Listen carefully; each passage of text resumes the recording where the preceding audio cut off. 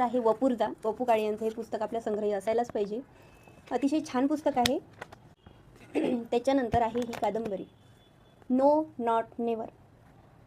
ग्रामीण कथाकार बाबाराव मुसळे यांची ही कादंबरी आहे आणि लेखकाचं वय पाहता ही कादंबरी वाचल्यानंतर आपल्याला असं वाटतं की बापरे, म्हणजे काय. ही कहाणी आहे वऱ्हाड विदर्भातल्या दोन मुलींची, गुणी सोज्वळ आणि गरीब राणीची आणि श्रीमंत कुटुंबातल्या हट्टखोर मंकीची. दोन मुलींच्या आयुष्यात काय काय घडतं हे पूर्ण या पुस्तकामध्ये दिलेलं आहे, तर नक्की वाचा. त्याच्यानंतर आहे बटाट्याची चाळ. या पुस्तकाचा रिव्ह्यू मी याच्या आधीच आपल्या पेजवरती, आपल्या चॅनलवरती टाकलेला आहे. अतिशय गाजलेलं पुस्तक आहे. पु ल देशपांडे यांचं हे पुस्तक आहे आणि हे आपल्या संग्रही नक्कीच असायला पाहिजे. यानंतरचं पुस्तक आहे तोत्तोचान. या पुस्तकाविषयी मी बोलले होते. माझं शेवटचे काही पेजेस वाचायचे राहिलेले आहेत, पण छान पुस्तक आहे. तेत्सुको कुरोयानागी हे लेखक आहेत आणि अनुवाद केलेला आहे चेतना सरदेशमुख गोसावी यांनी.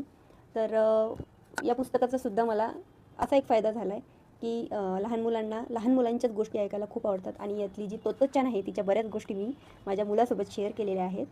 तर हे सुद्धा एक छान पुस्तक आहे. यानंतरचं पुस्तक आहे झळाळ.